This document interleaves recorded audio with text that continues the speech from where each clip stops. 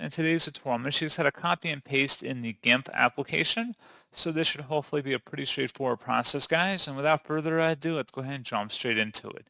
So all you have to do is just select the Edit tab at the top, select Copy over whatever item you're looking to copy, so make sure that's selected in your workstation. Select Copy or tap the Control-C key on your keyboard, and then you go over to whatever layer or whatever window you want to paste it into and tap Control-V, or select Edit and then select Paste from this menu.